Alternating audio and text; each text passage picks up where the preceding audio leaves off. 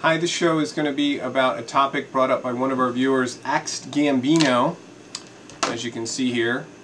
Axe Gambino brings up a very good point about cost.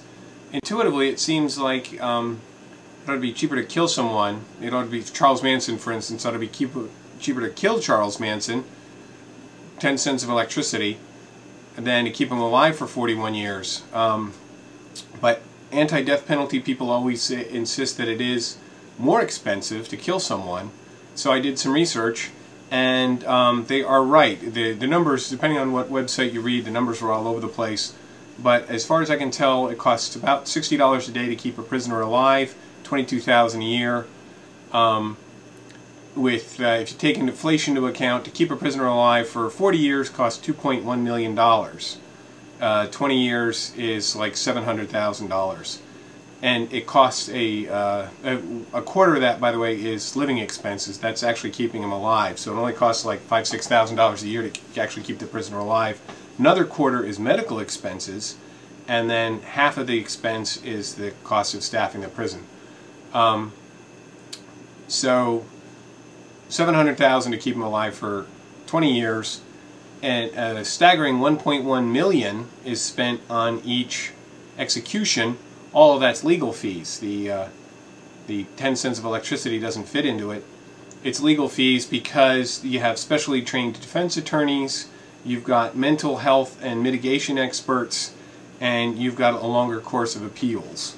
So in New Mexico recently, some prisoners got loose and killed a guard. The governor wanted to seek the death penalty, started it with a death penalty trial for them, but they couldn't afford to pay their attorneys, and the judge said the state would have to pay the attorneys if they wanted to pursue the death penalty, so they had to stop. So they switched it to life in prison. And New Jersey stopped having the death penalty back in 2007. It announced it was going to stop seeking the death penalty, and cited cost as one of the reasons. So yes, seeking the death penalty because of legal fees is hugely expensive. So it's interesting, lawyers, certain groups of lawyers must be in favor of the death penalty because that must be their bread and butter, the specialists. Which brings up a topic: if it's more expensive, clearly more expensive for the taxpayers' dollars, why do Americans seem to like the death penalty? 34 states voted to turn the death penalty back on. In 1972, the Supreme Court said, under current state laws, the death penalty is not constitutional. It's too random. You need a set standard to apply to every case. And 35 states then rewrote their laws to be able to have the death penalty.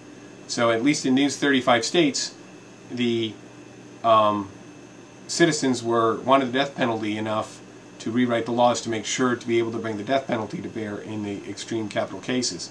So my question to you, the viewer, is why do you think Americans like the death penalty so much? If it's so expensive, and a lot of the reasons that you think would apply for the death penalty: deterrent, can't be proven, cost, it's the counterintuitive, it's actually more expensive. So why do Americans like the death penalty? Part of the reason might be in the Onion's amusing, in dubious taste, but amusing show about the death penalty being so badass. If you look over there in the description, you can see the link. But I'd like to hear from you. Why do you think Americans like the death penalty?